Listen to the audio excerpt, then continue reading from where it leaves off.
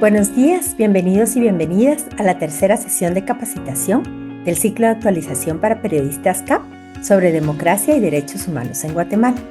Esta mañana abordaremos el tema, el nuevo Tribunal Supremo Electoral, entre crisis y desafíos. Y para hacerlo tenemos el gusto de contar con María Alejandra Erazo como expositora. María Alejandra es abogada y notaria por la Universidad de San Carlos de Guatemala y magíster en Gobernabilidad y Gestión Pública por el Instituto Universitario de Investigación José Ortega y Gasset y la Universidad Complutense de Madrid, España. Cuenta con más de 18 años de experiencia profesional en instituciones nacionales y organismos internacionales, trabajando en temas de democracia, elecciones, rendición de cuentas y fortalecimiento institucional. Actualmente se desempeña como asesora en transparencia y anticorrupción para la Comisión Nacional contra la Corrupción en Guatemala y como investigadora en democracia y elecciones para Diálogos Guatemala. María Alejandra, muchas gracias por haber aceptado nuestra invitación para acompañarnos esta mañana en los ciclos CAP. Será un gusto escucharte. Muy buenos días a todos y todas. Gracias por este espacio. Creo que es una oportunidad fantástica poder conversar de un tema tan relevante para nuestro país. En medio de un momento sui generis, ¿verdad? En nuestro país. Yo sé que previamente han conversado con otros colegas de este momento tan particular que estamos viviendo de la renovación de cortes y en la que precisamente el Tribunal Supremo Electoral es otro de los actores relevantes dentro de este ecosistema del sistema de justicia, pero también que va a determinar el rumbo de la democracia en nuestro país, ¿verdad? Luego de tantas dudas y tanta incertidumbre que también lo vamos a discutir en esta sesión, voy a compartir una presentación y voy a tratar la manera de ir presentando algunos temas y posteriormente pues vamos a tener un espacio para discusiones, así que me pueden también ir escribiendo sus preguntas en el chat y cuando sea el momento oportuno pues ahí lo vamos a tratar de ir respondiendo. Quisiera que pensáramos en términos de un partido de fútbol, ¿verdad? La democracia como un partido de fútbol donde los protagonistas siempre tienen que ser, obviamente, los equipos, que podrían ser los partidos políticos, los jugadores, que podrían ser los candidatos, y pues todos los aficionados o lo que estamos viendo el partido, pues esperamos que pues sea un partido que se juegue con reglas claras, donde se cumpla la ley, ¿verdad?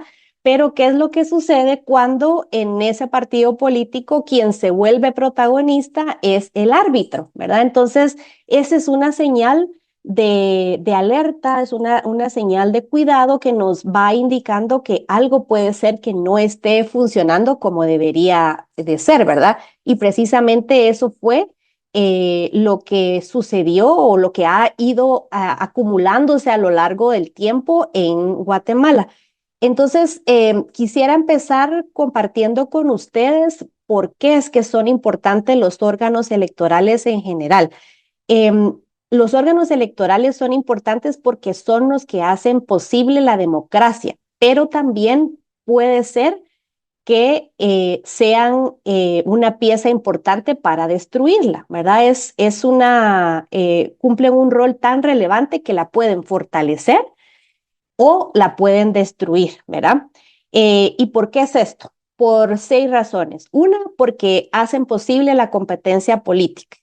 Ustedes saben que en democracia, a diferencia de otros regímenes, el poder no es heredado ni tampoco es impuesto, sino que es un poder que se disputa. Pero esa disputa no ocurre en el vacío, sino que necesita reglas, necesita un campo de juego justo, necesita que se hagan cumplir esas reglas y ahí es donde entran los órganos electorales, que son los que pueden decirnos quién puede competir, cómo es que se va a competir y bajo qué condiciones que se va a competir.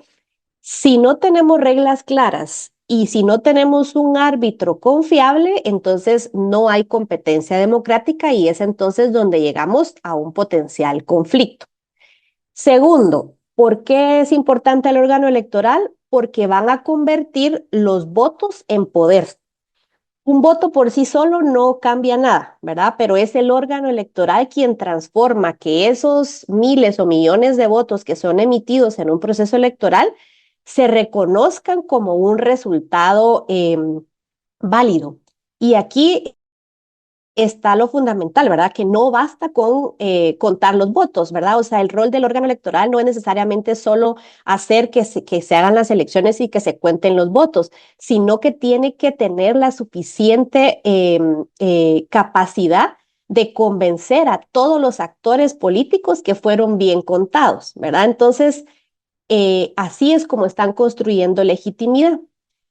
Tercera razón por qué son importantes los órganos electorales, porque permiten que los perdedores acepten perder.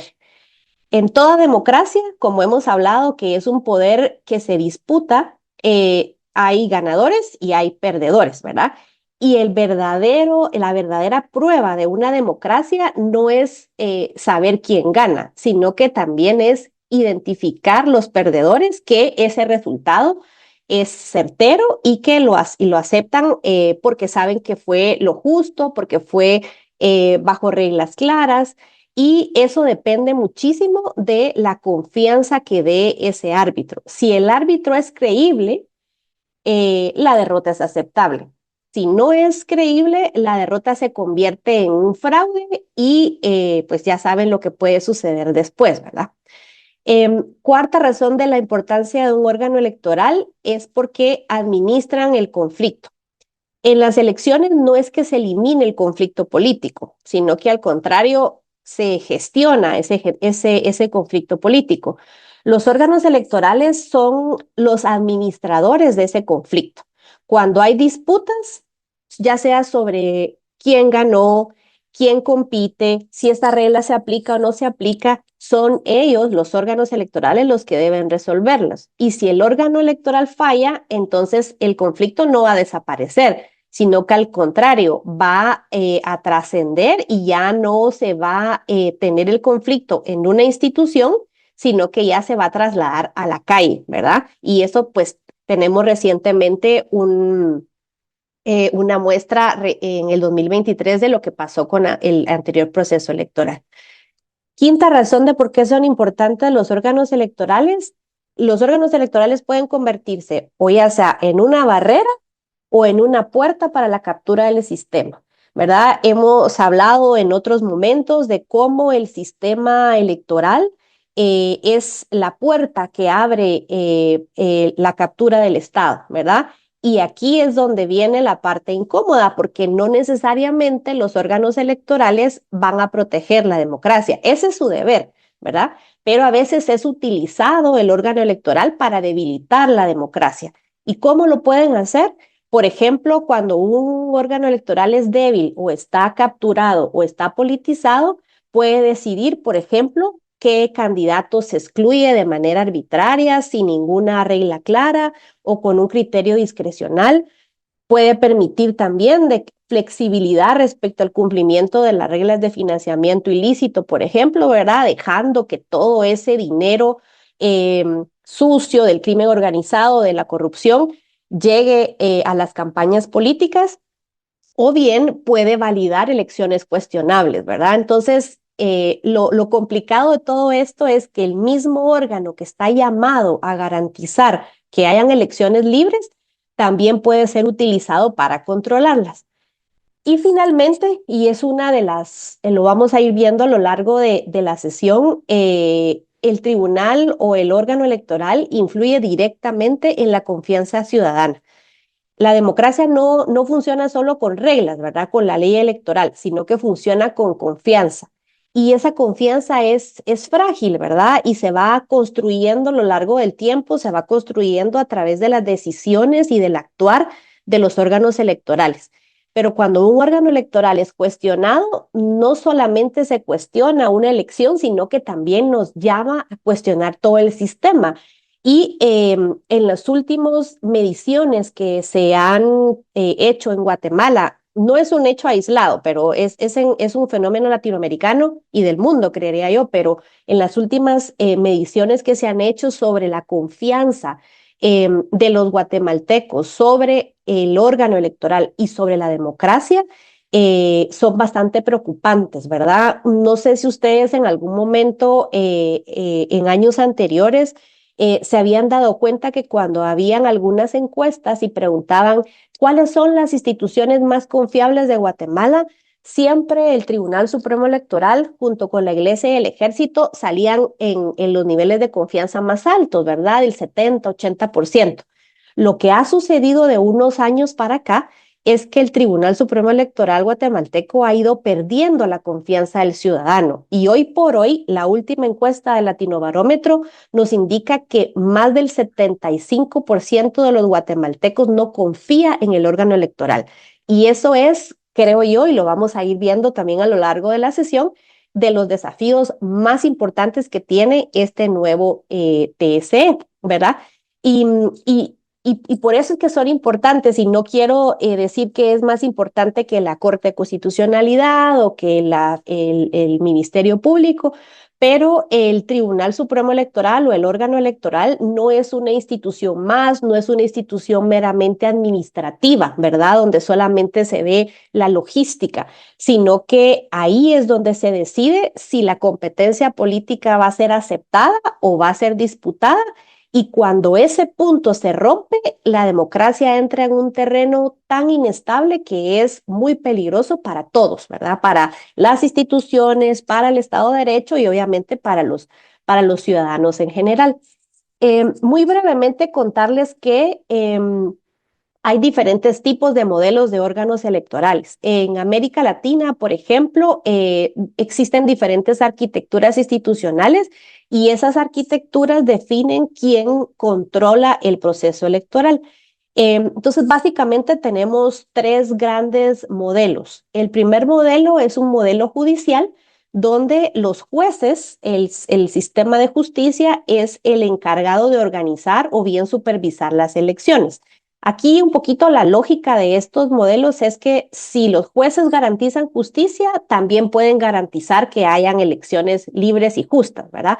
Se percibe en algún momento como un modelo más técnico o legalista que puede generar confianza en la resolución de conflictos, ¿verdad? Es un modelo que le pone mucho peso a la gestión del conflicto, pero tiene un riesgo importante y es que no necesariamente los jueces tienen las calidades, capacidades o la preparación para administrar un tipo de proceso como lo es un proceso electoral. Y además, si le agregamos una capa extra que tiene que verse desde el contexto de cada país, si el poder judicial también está politizado o cooptado, pues el problema tampoco se resuelve, ¿verdad? Sino que se traslada a las cortes.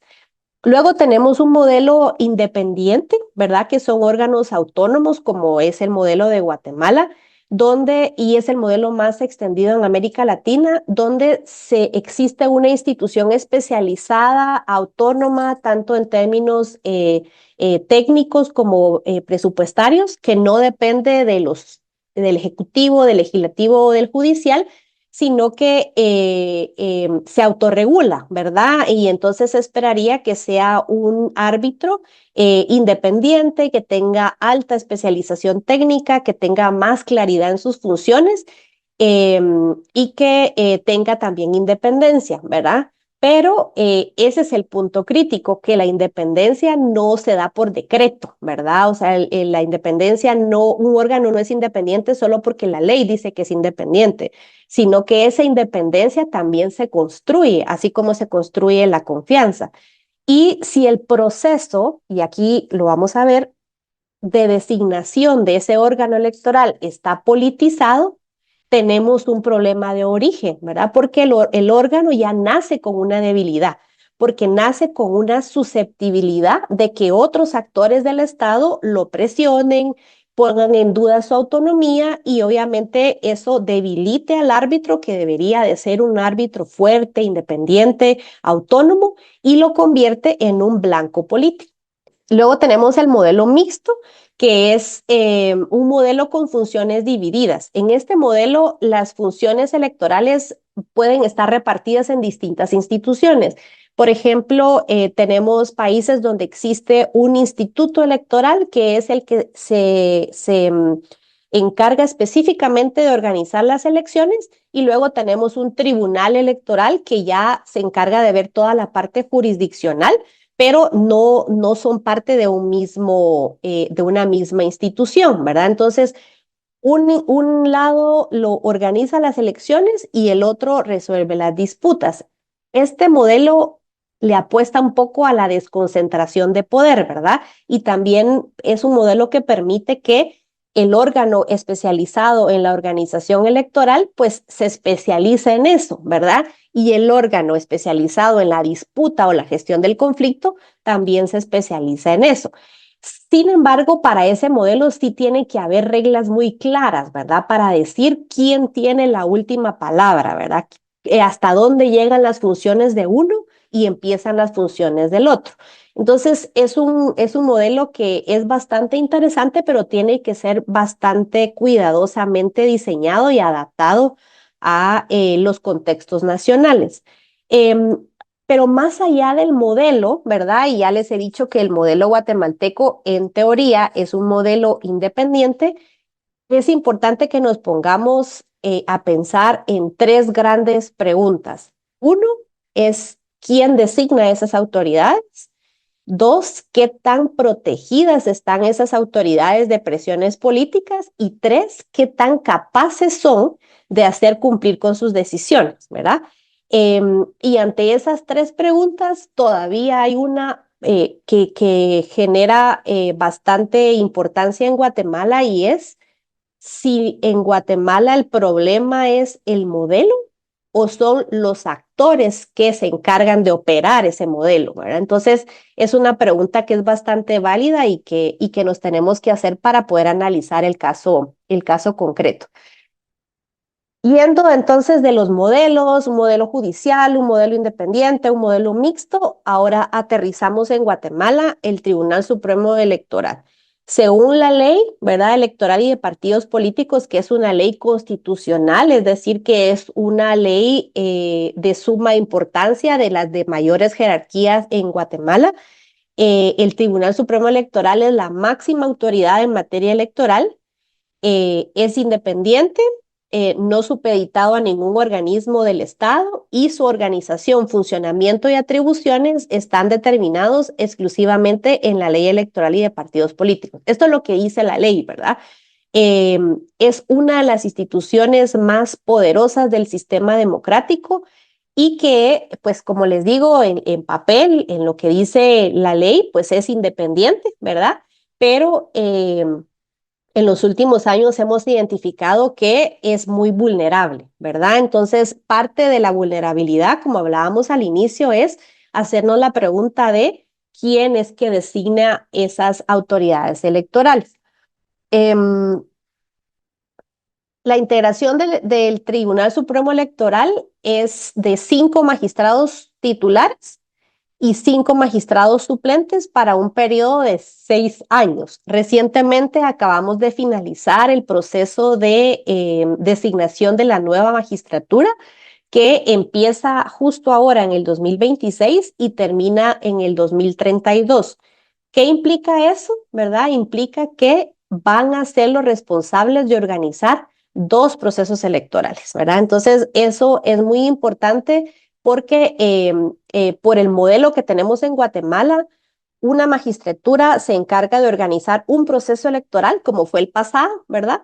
Y otra magistratura se encarga de organizar 2 procesos electorales. Es decir, que estas personas, estos magistrados que acaban de tomar posesión, van a ser responsables de definir lo que sucede en nuestra democracia durante los siguientes 2 procesos electorales.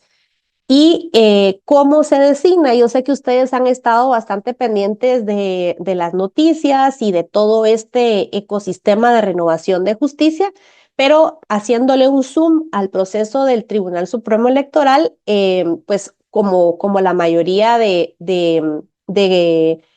órganos que se renuevan en este momento, pasa por una comisión de postulación Esa comisión de postulación es la encargada de elaborar una nómina de 20 potenciales candidatos, y de esa nómina de 20 candidatos es el Congreso de la República quien termina haciendo la designación de los 5 titulares y los 5 suplentes.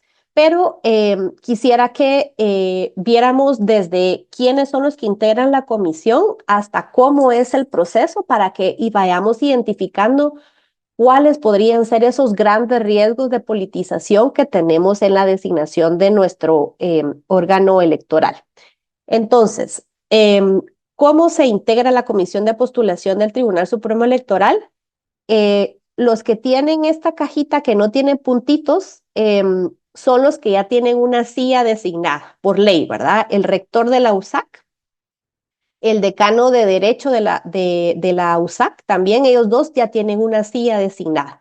Luego, entre los rectores de las universidades privadas eligen a un representante, ¿verdad? Y es otra silla de las 5 que hay disponibles. Y de entre todos los decanos de las facultades de Derecho de las universidades privadas, también se nombra a otro representante. Entonces, aquí ya tenemos 4 sillas. Y la quinta silla es una designación que se hace por medio de una elección de la Asamblea de Colegios del Colegio de Abogados de Guatemala, y entonces así es como tenemos estas 5 sillas en la comisión de postulación, cada uno de ellos con su respectivo suplente. Cuando nosotros hacemos un análisis de los modelos, ¿verdad?, de designación del sistema de justicia y de las cortes, en su momento se identificaron las bondades de este modelo, ¿verdad? Al final, si lo vemos, digamos, desde el diseño académico, es un modelo pluralista, es un modelo que le da su lugar a la academia, ¿verdad? A través de los rectores y de las facultades de derecho. Pero este modelo, conforme se ha ido implementando a lo largo de los años, también ha permitido identificar unas grandes debilidades y también efectos secundarios no deseados y muy terribles para nuestra sociedad, ¿verdad? Como es la politización de la academia, ¿verdad? En la academia, las facultades de derecho, las universidades han jugado un rol tan importante en estas comisiones de postulación que no necesariamente se prioriza la academia, la enseñanza, sino que se toman decisiones políticas en función de poder tener una cuota de poder en este tipo de comisiones. ¿Y qué es lo que ha pasado? Que tenemos una proliferación de universidades de dudosa procedencia, tenemos facultades de derecho que no tienen estudiantes, que solamente quieren crear, digamos, de manera fantasma una facultad de derecho para poder tener una cuota de poder en las comisiones de postulación.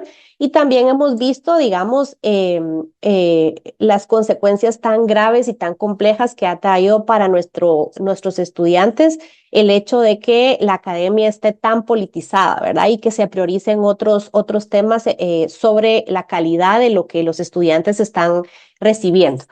Entonces, estas 5 personas son las que tienen la responsabilidad de poder identificar esa nómina de 20 personas que pueden integrar el Tribunal Supremo Electoral. No me quisiera detener mucho en este tema, el análisis del proceso. Yo sé que hay múltiples informes y algo que es muy positivo del proceso es que han existido muchísimas organizaciones de sociedad civil, muchísimos movimientos que han estado dándole seguimiento al proceso de las comisiones de postulación, y hay mucha información disponible, ¿verdad?, respecto a lo que pasó, pero me voy a permitir hacer un pequeño resumen solamente para que tengamos el esquema completo.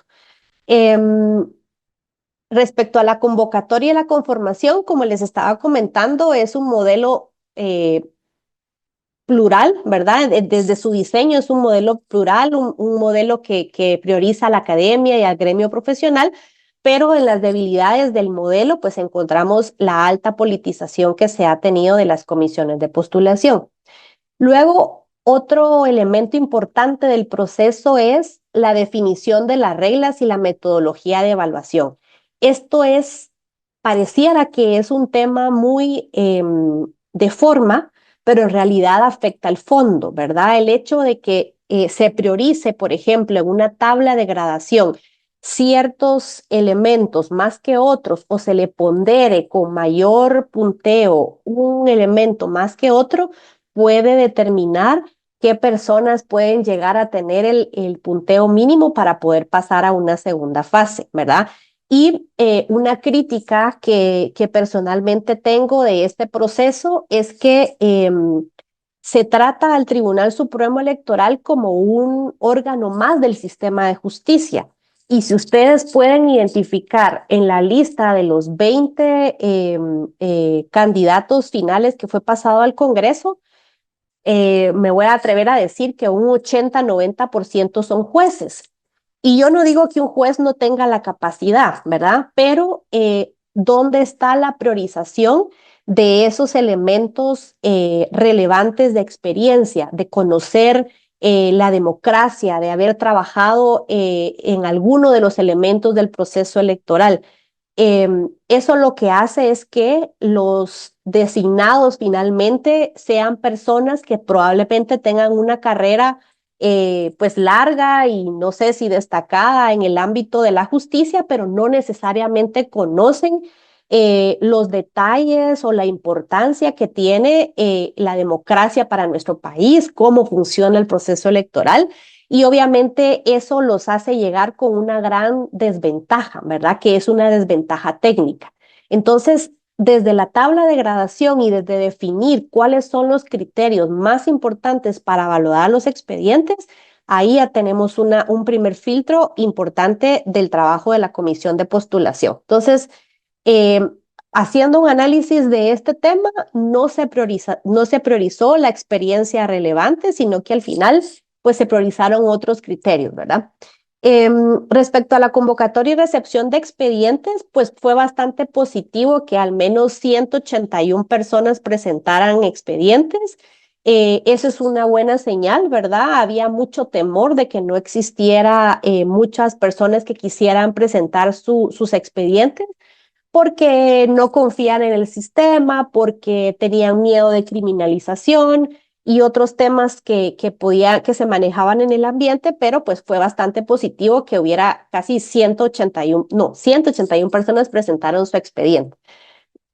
Otro tema importante a analizar en el proceso fue la fase de las tachas, señalamientos y la participación ciudadana, ¿verdad? A diferencia de la conformación del tribunal de hace 6 años, en esta ocasión se presentaron 54 tachas contra 38 candidatos. Eso equivale más o menos al 21% del total de aspirantes. Es decir, que el 21% de los 181 tenían una tacha, ¿verdad? Mientras que en el proceso del 2020 fue de 11. Es decir, que esta vez hubo más participación ciudadana respecto a la tacha y también más participación de candidatos con potenciales cuestionamientos, ¿verdad? Sin embargo, lo importante de señalar en este tema es que estas tachas o señalamientos no son vinculantes, ¿verdad? Es decir, no tienen una calificación dentro de la tabla de gradación. Lo único que aportan es para estos elementos para que luego los comisionados puedan tomarlo en cuenta para su valoración final. Es decir, es un elemento que pueden tomar en cuenta ellos para la selección final. Pero vamos a ver qué fue lo que pasó. Cuando se hizo la evaluación y la calificación de expedientes, se generaron varias alertas, ¿verdad? Respecto a las distintas organizaciones que estaban monitoreando el proceso porque lo que hicieron fue repartir los 181 expedientes dentro de los 5 comisionados y no fue de manera transparente, es decir, no supimos cuáles fueron los criterios para distribuir los expedientes, si tenían algún tipo de guía o metodología para evaluar los expedientes. Y esto lo que dejó en duda es que ya había negociaciones, ¿verdad? Para poder calificar más o menos a determinados candidatos. Y en este sentido me permito destacar un trabajo que los colegas de Plaza Pública hicieron con estudiantes de la Universidad Rafael Andívar, donde según la metodología que ellos implementaron, ellos identificaron que al menos 162 puntos habían sido dados extra, ¿verdad?, a candidatos que no lo merecían. Y fíjense los datos, 16 candidatos de los que les dieron puntos extras que no se merecían estuvieron en la lista final. Es decir, 16 de 20 candidatos tenían puntos adicionales que no merecían.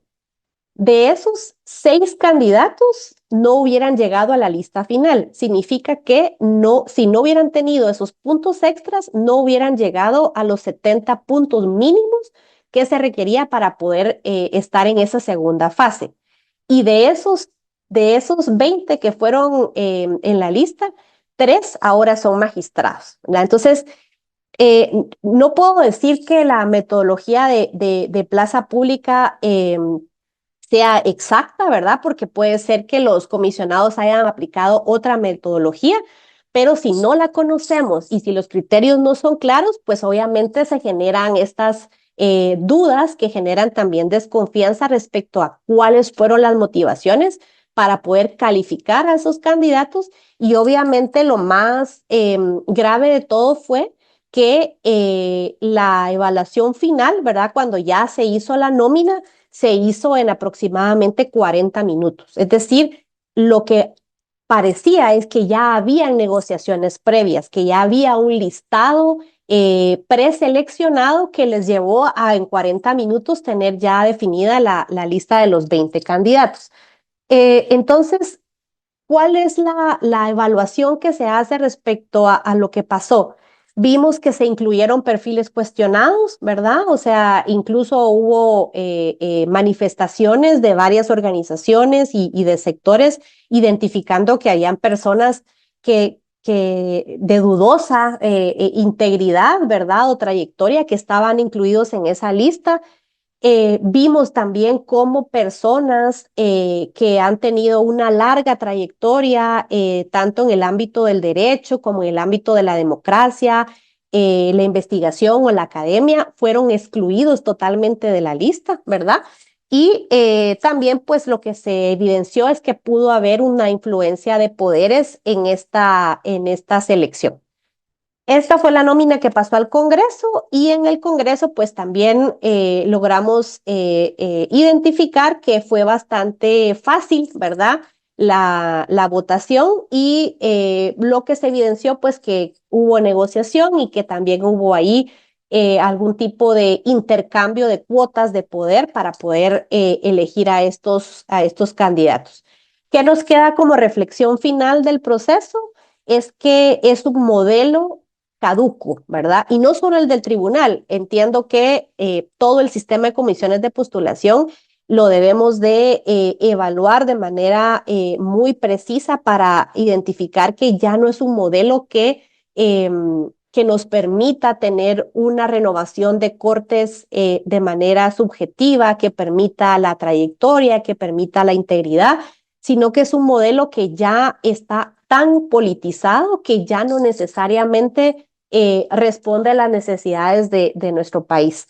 Hubo una débil evaluación de méritos, ¿verdad? Como les comentaba, gente con perfil y con una trayectoria bastante importante que fue excluida, gente que no tiene mucha experiencia que fue incluida, los señalamientos son poco efectivos porque todas las tachas incluidas no tienen ninguna vinculación respecto a la evaluación final. Y obviamente es una decisión altamente política, ¿verdad? Y ahí pues ya es un elemento para la reflexión de la independencia y la autonomía y la confianza que debe tener el Tribunal Supremo Electoral.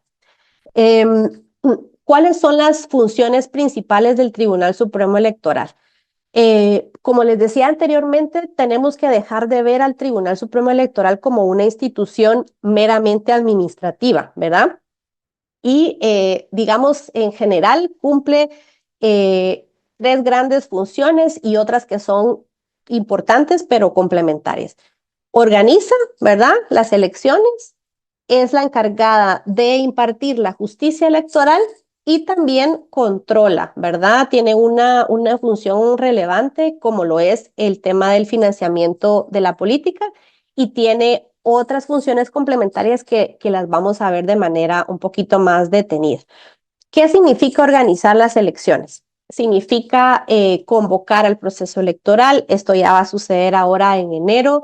Significa definir un calendario electoral. Significa ser el responsable de toda la logística electoral, dónde se van a colocar centros de votación, los materiales que tienen que haber, la integración de las juntas electorales, de las juntas receptoras de votos. Son los responsables de integrar y depurar y de tener, de garantizar la mayor pureza del padrón electoral. Son los encargados de inscribir partidos políticos, de inscribir candidatos y luego, pues obviamente, de adjudicar los cargos, ¿verdad? Aunque pareciera que esta es una función técnica, es profundamente política, ¿verdad? Porque cada decisión que toma el Tribunal Supremo Electoral sobre quién compite, bajo qué condiciones y el terreno de la competencia puede influir en la elección, ¿verdad? Entonces, no es una función meramente logística o técnica. Luego tiene esta función jurisdiccional, ¿verdad? Que es la de impartir la justicia electoral y es la que le da la potestad de poder resolver impugnaciones, de conocer los recursos contra decisiones electorales, de dirimir disputas, ¿verdad? De gestionar el conflicto y de validar o anular los resultados que se den luego del proceso electoral. Aquí es donde nos damos cuenta que más allá de ser un administrador o un organizador de elecciones, también el Tribunal Supremo Electoral se convierte en juez, ¿verdad? Y como todo juez, en sus decisiones o en sus manos está definir quiénes son ganadores y quiénes son perdedores, ¿verdad? Entonces, la reflexión importante acá es que el TSE no solamente aplica la ley o la regla, ¿verdad? Sino que la interpreta. Y esa interpretación, si no tiene criterios claros, si no hay certeza jurídica, puede abrir espacio a disputas políticas que potencialmente pueden convertirse en conflictos más grandes, ¿verdad? Otra función importante, como es la de fiscalización del financiamiento, ¿verdad? Es regular o vigilar el dinero en la política, supervisa el financiamiento que reciben los partidos, tiene la obligación de verificar el origen de esos recursos, de controlar los gastos de la campaña y de también imponer sanciones en caso que haya algún incumplimiento, ¿verdad? ¿Y por qué digo que es una de las funciones más importantes? Porque precisamente el análisis de nuestro sistema guatemalteco ha podido identificar que es por medio del financiamiento de la política que se inicia o se gesta el inicio de la captura del Estado, ¿verdad? Porque el dinero ilícito financia partidos políticos, financia campañas políticas con el objetivo de llegar al poder y luego cuando están en el poder, pues ya se cooptan las instituciones. Si no se controla el dinero, ¿verdad? No se va a controlar la competencia, porque obviamente no todos los partidos políticos, no todos los candidatos van a jugar bajo las mismas condiciones, ¿verdad? Sino que aquí la cancha pues va a estar en desventaja para unos y en ventaja para otros.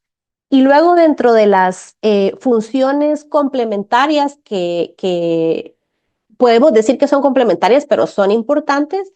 El Tribunal Supremo Electoral, por ejemplo, tiene la obligación de implementar procesos de educación cívica, es decir, de llamado al voto, de promover la participación ciudadana, algo sumamente importante y que es, lo vamos a ver que es uno de los desafíos más relevantes de este nuevo tribunal, es el empadronamiento, ¿verdad?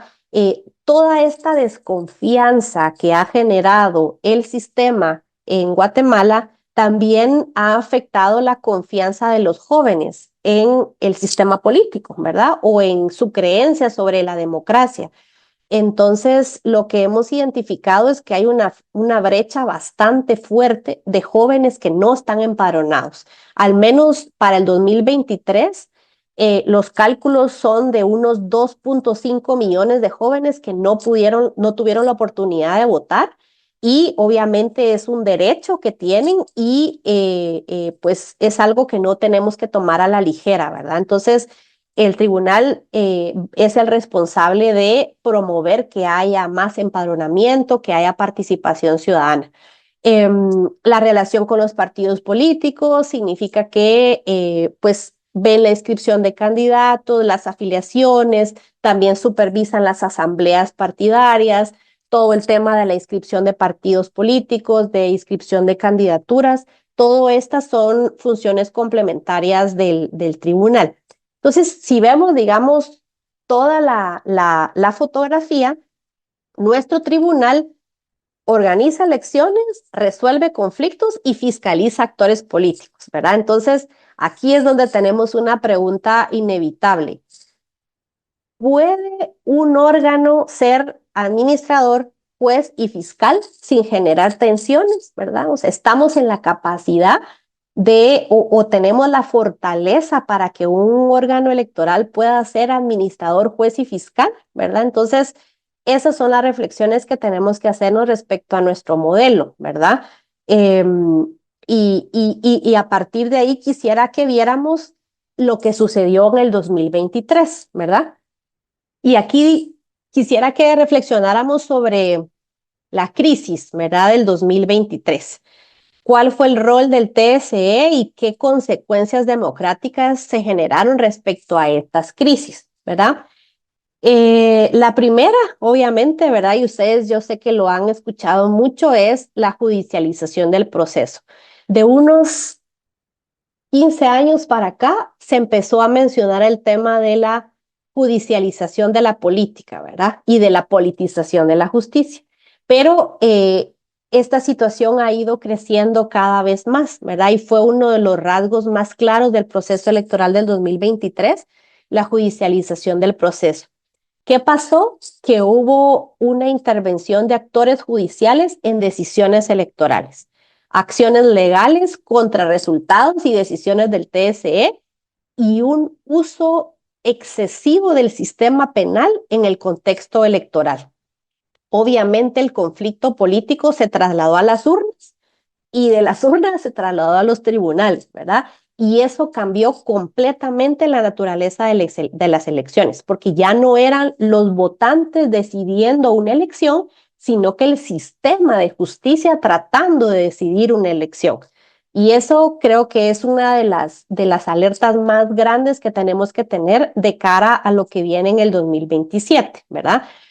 Eh, el Tribunal Supremo Electoral pero más allá de las autoridades, sino que más bien las juntas electorales, que son todos estos ciudadanos que de manera voluntaria y ad honorem, pues prestan su servicio para convertirse en órganos electorales temporales, intentaron y lograron, ¿verdad? Con mucho sacrificio, sostener el proceso electoral y defender la validez de los resultados. Vimos que hubo manifestaciones ciudadanas, pero la verdad entramos en un conflicto bastante fuerte, ¿verdad? Eh, y aquí lo que pudimos identificar es que el árbitro no tuvo la última palabra, es decir, esa autonomía, esa eh, eh, función que le da la ley de ser la máxima autoridad en materia electoral, entró en una zona de incertidumbre terrible y lo que ocurrió fue que se generó un conflicto entre el Tribunal Supremo Electoral, el Ministerio Público y las Cortes, ¿verdad? Dando un conflicto institucional gravísimo, ¿verdad? Donde no solamente fue una elección, sino que fue un conflicto entre instituciones del Estado. Y este conflicto es especialmente peligroso porque no tenemos una autoridad clara que lo resuelva, ¿verdad? El TSE obviamente defendió su competencia electoral, pero no logró consolidarse como una autoridad incuestionable, ¿verdad? Entonces, si no hubiera sido por la ciudadanía, si no hubiera sido por la sociedad civil y por múltiples sectores y actores que acompañaron la defensa de la democracia, no hubiéramos tenido un resultado favorable, ¿verdad? Y es que el problema es que, y por eso es que hablamos de pérdida de confianza, cuando las instituciones se contradicen, ¿verdad? Cuando tenemos una corte diciendo algo, un ministerio público diciendo algo, un tribunal supremo electoral diciendo algo y no están contradecidas, ¿verdad? Y están en un conflicto tan fuerte, la ciudadanía pues no sabe a quién creerle, ¿verdad? Y eso lo que genera es una crisis de legitimidad y de confianza, ¿verdad? Las tensiones institucionales obviamente se trasladaron a la percepción ciudadana y empezaron múltiples cuestionamientos al proceso. Empezaron a generarse diversas narrativas de fraude, de que había manipulación del proceso y aunque ya somos una sociedad altamente polarizada, este conflicto vino a exacerbar la situación, ¿verdad? Entonces teníamos una ciudadanía altamente polarizada, narrativas de fraude bastante elevadas y obviamente cuestionamientos muy graves al proceso. Y la confianza, como lo hemos dicho, no es algo que se rompe de un día a otro, ¿verdad? Sino que es una situación que se va erosionando, pero en situaciones de conflicto se erosiona muy rápido, ¿verdad? Y eso fue precisamente lo que pasó en el 2023, la erosión de la legitimidad electoral.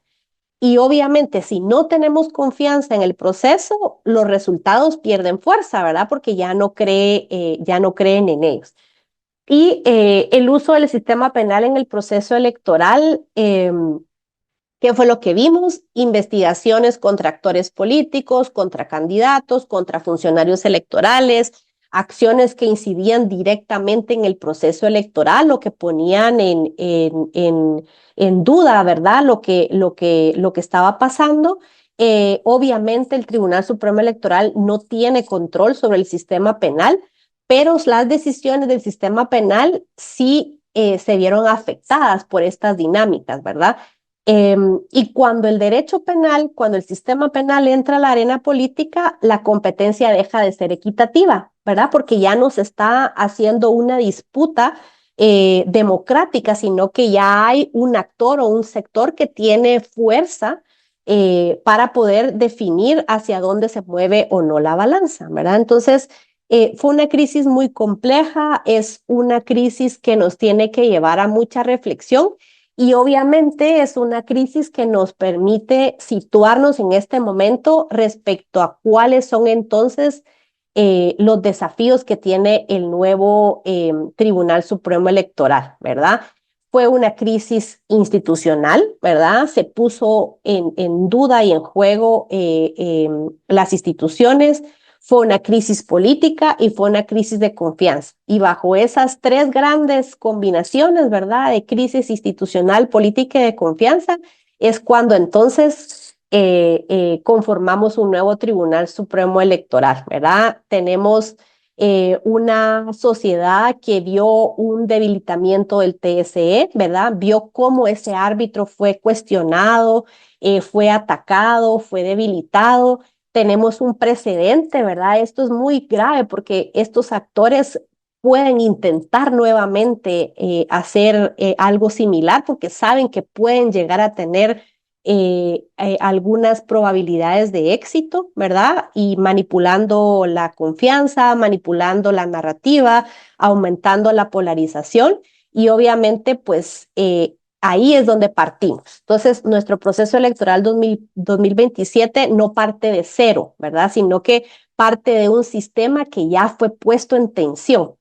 Y ahí es entonces donde nos preguntamos, no si va a haber conflicto, porque yo creo que lo va a haber, ¿verdad? Sino que si este tribunal electoral va a tener la capacidad de gestionar ese conflicto y salir avante, ¿verdad? Después de esa gestión. Entonces, quisiera que habláramos un poquito de los desafíos, ¿verdad? Que vienen hacia el 2027. Empezando de una crisis, ¿verdad?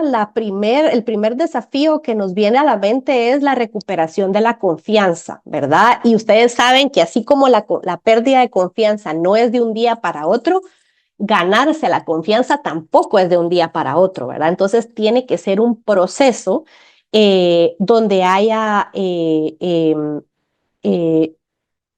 una ruta clara respecto a cómo gestionar el conflicto institucional, cómo disminuir el impacto de las narrativas o de la manipulación que puede haber y cómo ganarse la confianza de las autoridades, ¿verdad? Reconstruir esa credibilidad no va a ser fácil, no solo se logra con discursos, sino que tiene que ganarse con decisiones, ¿verdad? O sea, no es solamente hacer una declaración de que ahora somos un tribunal fuerte, técnico, que vamos a tener objetividad, que vamos a determinar reglas claras, sino que tienen que haber decisiones que acompañen esa narrativa para que las personas vuelvan a confiar en la autoridad electoral, porque la confianza no se decreta, ¿verdad? Sino que la confianza se acumula.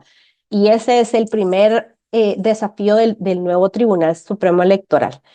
Otro desafío es garantizar la independencia. Y esto es clave porque justamente estamos viendo eh, que viene de un proceso de selección altamente politizado. Entonces, el llamado de las nuevas autoridades del Tribunal Supremo Electoral es demostrar que no van a dejarse presionar, ¿verdad? Ya sea por actores políticos, por actores judiciales o por otro tipo de sectores o narrativas, sino que van a defender su independencia frente a otros poderes, ¿verdad?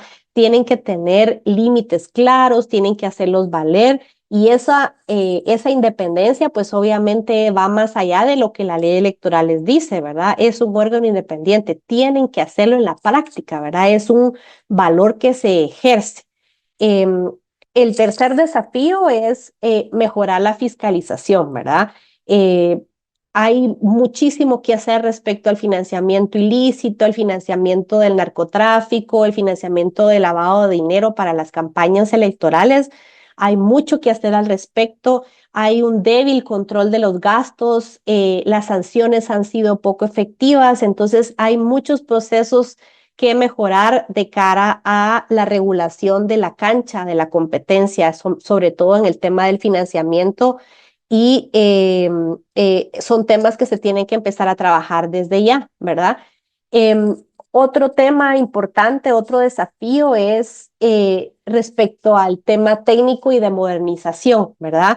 Sabemos que organizar las elecciones no es fácil, aunque ya hay pues bastante experiencia en términos logísticos.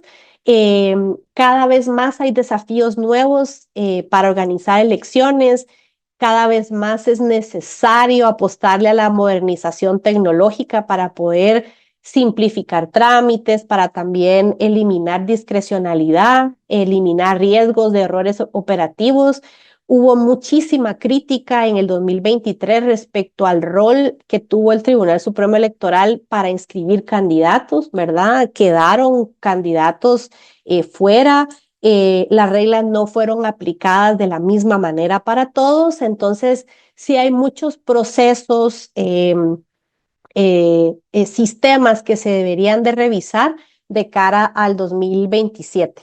Y por último, que es un tema que cada vez más es importante porque pues ya no somos ajenos a lo que pasa en las redes sociales o en los nuevos medios de comunicación alternativos y es cómo manejar la desinformación, ¿verdad? Cada vez más el sistema informativo es complejo, ustedes lo saben, ¿verdad? De la nada se crean medios de comunicación en redes sociales que no sabemos quiénes son, se crean campañas, bots, net centers que tienen pues ciertas narrativas que quieren posicionar respecto a un candidato, a un partido político o incluso en contra de las autoridades electorales. Y este tipo de narrativas lo que hace es exacerbar, ¿verdad? La polarización y es algo que el Tribunal Supremo Electoral va a tener que saber manejar de manera clara, de manera oportuna, de manera estratégica. Y aquí es importante algo, ¿verdad? La comunicación institucional. El silencio se llena con especulación. Entonces, el tribunal tiene que tener una muy buena estrategia de comunicación, una muy buena capacidad de relacionamiento, no solamente con los actores políticos, con los partidos, sino que también con los medios de comunicación para que se logre comunicar, ¿verdad? De manera efectiva y transparente. Y teniendo esa buena relación o esa buena comunicación institucional, pues es de alguna manera que se puede ir contrarrestando la desinformación y las narrativas falsas, ¿verdad? Entonces, podemos ver más, pero creo que estos 5 son los 5 grandes desafíos más relevantes del proceso electoral.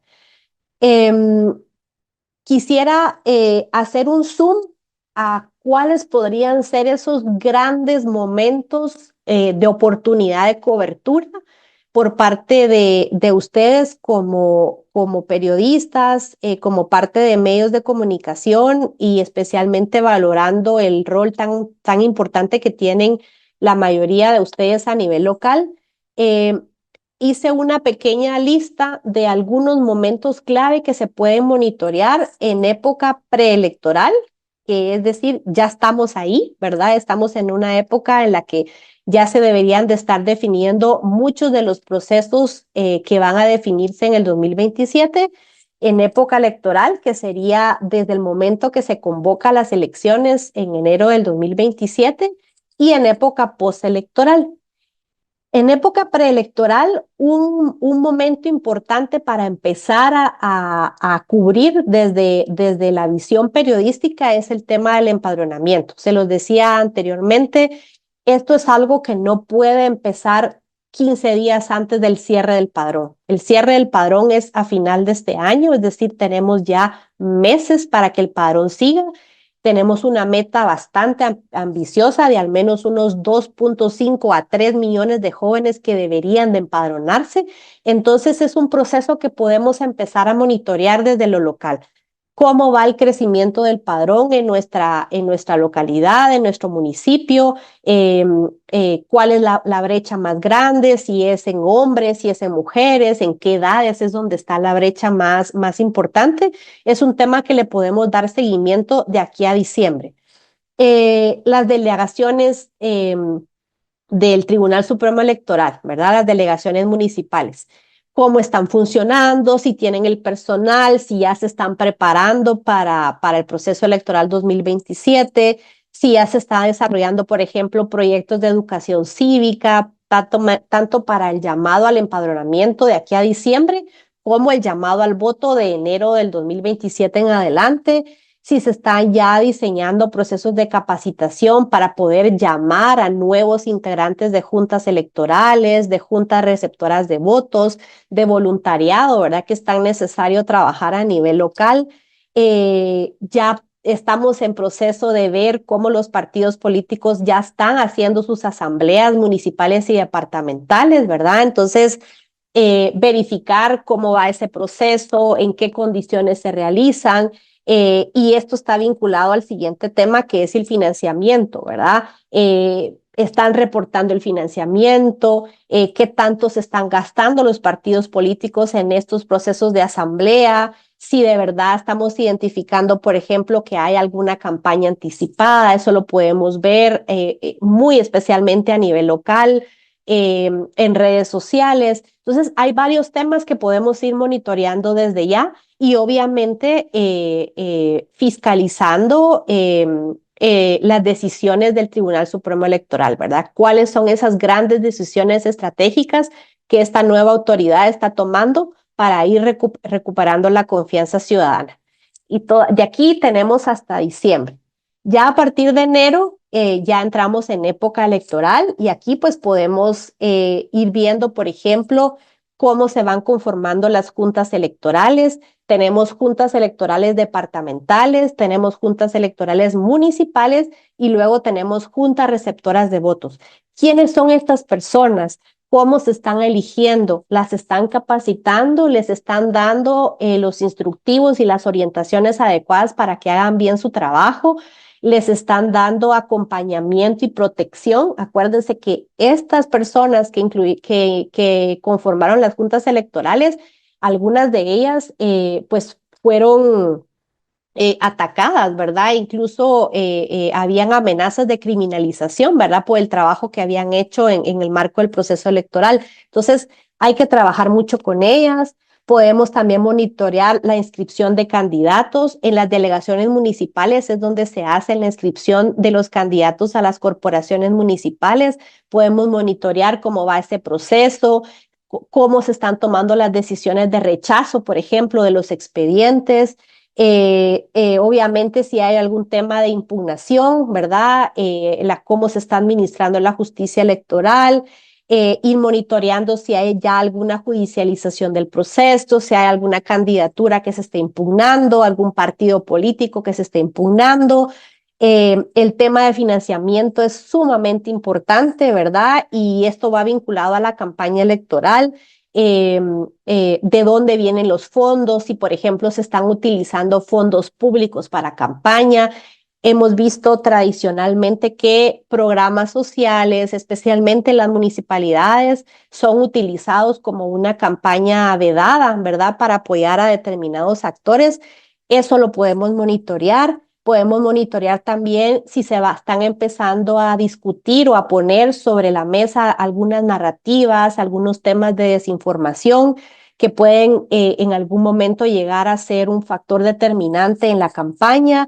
Ya conforme vaya llegando el día el día electoral, podemos ir viendo si ya están determinados los centros de votación, si están en condiciones, si son de acceso para la mayoría de la población, si la población tiene la facilidad de poder llegar a esos centros de votación, si tiene los insumos. También podemos monitorear temas de violencia política, ¿verdad? Especialmente en lo local, vemos cómo se aumentan las denuncias de amenazas, de atentados en contra de algunos candidatos, ¿verdad? Entonces también podemos ir monitoreando la violencia política y obviamente la jornada electoral que nos da para monitorear desde la apertura hasta el cierre, cuánta gente llega, cómo va el conteo, la transmisión de votos, potenciales conflictos electorales y demás. Entonces, este es el paquete más fuerte, aunque desde ahorita ya podemos empezar a trabajar y monitorear el proceso.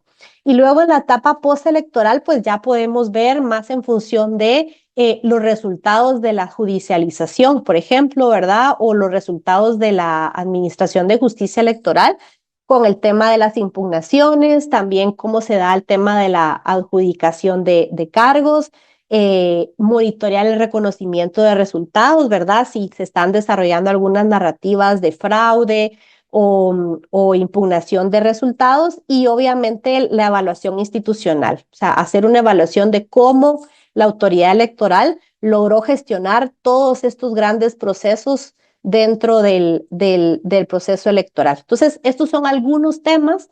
Obviamente no es una lista exhaustiva, pero algunas ideas para que ustedes tengan de todo lo que se puede monitorear y reportear respecto al proceso electoral. Y quisiera destacar tres grandes roles que tiene el periodismo, ¿verdad? En el marco de la democracia y del proceso electoral.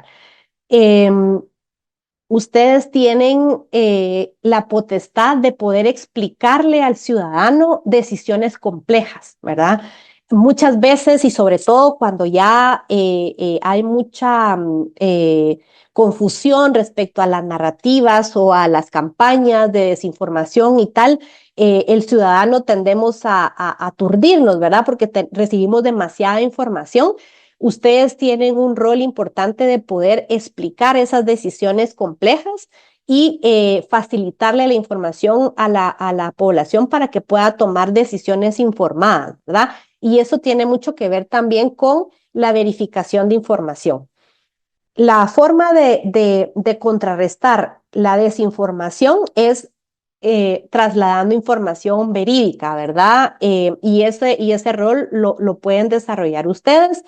Entonces, creo yo que estos tres roles de explicar decisiones complejas, de verificar información y de evitar la desinformación es un rol sumamente importante para los ciudadanos y para la construcción de democracia, ¿verdad? Porque gracias al papel de ustedes podemos mover la balanza de la confianza, ¿verdad? y no darle más alimento a esas narrativas que probablemente lo que tienen es eh, eh, tienen un objetivo específico, que es generar desconfianza, generar descontrol, generar ruido, ¿verdad?, en la población para sus propios intereses.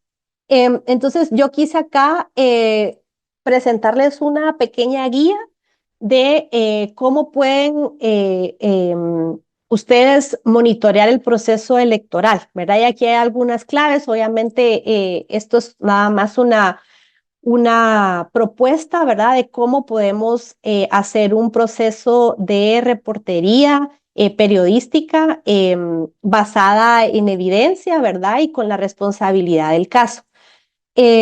Respecto a los temas electorales, la primera pregunta que nos tenemos que hacer, o 5 preguntas que nos tenemos que hacer es, ¿qué norma respalda esa decisión, ¿verdad? O sea, ¿bajo qué norma, ley, reglamento instructivo es que la autoridad electoral está tomando una decisión? Preguntarnos quién gana y quién pierde, ¿verdad? Porque ahí estamos identificando quién puede impugnar o quién puede sentirse atacado o en desventaja por alguna decisión que está tomando la autoridad electoral. Es importante determinar qué tipo de decisión es, ¿verdad? Si es una decisión técnica, ¿verdad? Por ejemplo, una decisión técnica tiene que ver con logística. Voy a poner un centro de votación acá y no acá porque para llegar a esta escuela hay un puente que no está en condiciones. Esa es una decisión técnica, ¿verdad? O por ejemplo, voy a pedir determinados insumos porque los necesito para poder tener toda la logística organizada para el centro de votación. Esa es una decisión técnica, pero hay decisiones jurídicas, ¿verdad?, que ya dan paso a la interpretación y ahí es donde podemos ver que pueden haber ciertas impugnaciones o descontento de alguno de los actores porque obviamente no está de acuerdo con la interpretación de la norma. Pero también hay decisiones políticas, ¿verdad?, que pueden afectar la competencia. Por ejemplo, rechazar o no la inscripción de un candidato, ¿verdad? Aunque es una decisión jurídica, tiene también un componente político, ¿verdad? Porque significa que hay un contendiente que ya no va a tener la oportunidad de participar. Y reflexionar si esto va a afectar o no la confianza del ciudadano, ¿verdad? Si estoy viendo que hay demasiadas impugnaciones al proceso, si estoy viendo que muchos contendientes no los están dejando participar, pues obviamente esto va a tener algún tipo de competencia, ¿verdad? Y podemos ir monitoreando cómo va impactando esto en la confianza del ciudadano. Eh, Obviamente siempre verificar, ¿verdad? Al menos con 2 fuentes, siempre revisar la base legal, si el tribunal está tomando esa decisión respecto a una resolución o hay algún tipo de conflicto ya más a nivel de jurisdiccional de justicia electoral, donde la Corte Suprema de Justicia o la Corte de Constitucionalidad está tomando algún tipo de resolución y siempre verificar si es oficial, ¿verdad? Porque hemos visto que hay también mucha manipulación respecto a decisiones que no necesariamente son tomadas por las cortes o los tribunales y en las redes sociales o en las campañas de desinformación se empiezan a manipular este tipo de noticias. Evitar la desinformación, ¿verdad? Que es clave, no publicar sin verificar, y lo más importante es contextualizar también, ¿verdad? Como les decía, ustedes tienen la oportunidad de poder explicar decisiones complejas a la ciudadanía, entonces para eso es importante contextualizar, explicar qué fue lo que pasó, por qué fue que pasó y qué significa o qué implica, ¿verdad?, para la ciudadanía o para nuestro sistema democrático la noticia o la decisión que se está tomando. Es un llamado, ¿verdad?, para cubrir todo, ¿verdad?, las decisiones del tribunal, el comportamiento de las juntas electorales. También hay otras instituciones que cobran importancia dentro del proceso electoral que las podemos monitorear. Por ejemplo, el Ministerio de Gobernación, a través de la Policía Nacional Civil, tiene una responsabilidad importante respecto a la seguridad, ¿verdad? No solamente la seguridad de los centros de votaciones, sino que a la seguridad que se puede trasladar en los días de las elecciones. Podemos monitorear también a la Procuraduría de Derechos Humanos para ver si no se está haciendo alguna violación, ya sea a ciudadanos o a candidatos. Entonces, podemos hacer monitoreo constante con distintas instituciones, darle seguimiento a los candidatos, darle seguimiento al tema del financiamiento, ponerle mucha atención a los conflictos, ¿verdad? Cuando encontramos potenciales conflictos, especialmente a nivel local, se dan precisamente porque, por ejemplo, hay acarreo de votantes. Eso significa que puede haber un potencial conflicto respecto a los resultados electorales. Buscar pruebas, ¿verdad? Cuestionar siempre lo que se está reportando, exigir transparencia, detectar narrativas, ¿verdad? Cuando hacemos un monitoreo en redes sociales, verificar a quién es que le puede estar beneficiando o qué interés se podría tener respecto a tener este tipo de narrativas. Y obviamente hay alertas de riesgo, ¿verdad? Cuando empezamos a escuchar, por ejemplo, esto es fraude, aquí está pasando algo, hay manipulación del proceso, etcétera. Esos son grandes alertas que nos pueden ir permitiendo identificar que puede haber un potencial conflicto y que esto puede exacerbar pues la duda o la desconfianza de los ciudadanos ante el proceso electoral.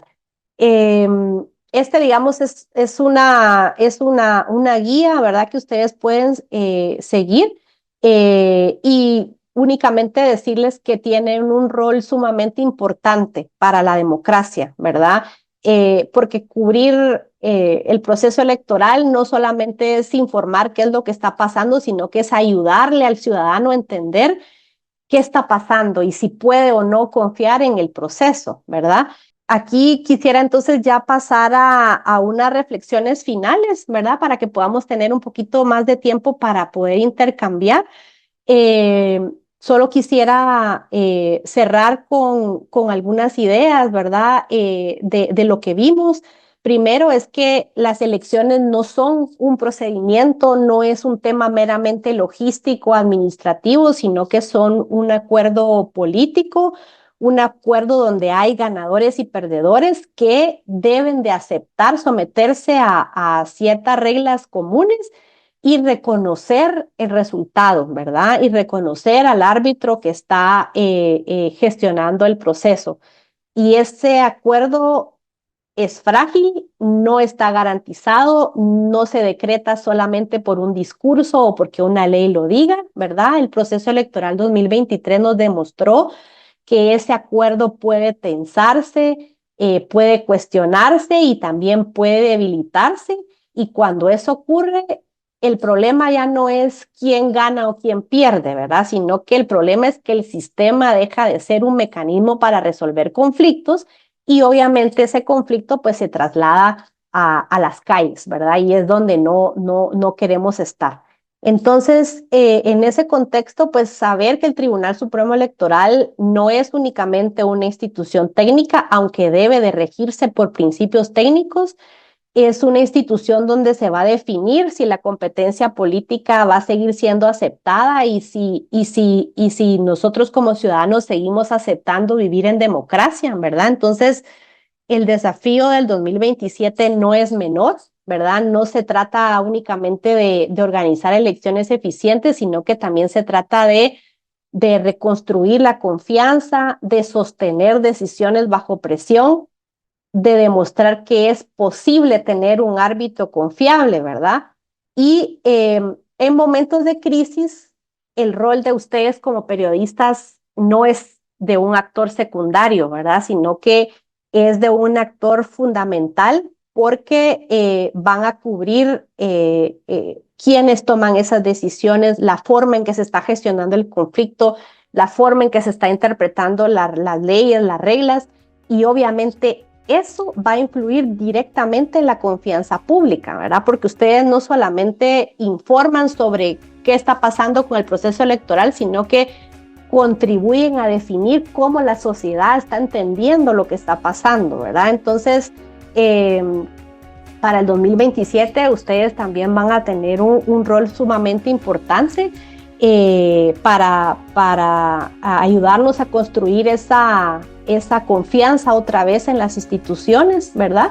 Y pues solamente quiero terminar aquí agradeciéndoles su trabajo y pues aunándoles a que tomen este trabajo con la mayor responsabilidad y que sepan que no están solos, ¿verdad? Que muchas personas admiramos su trabajo y respetamos mucho lo que hacen para la construcción de la democracia.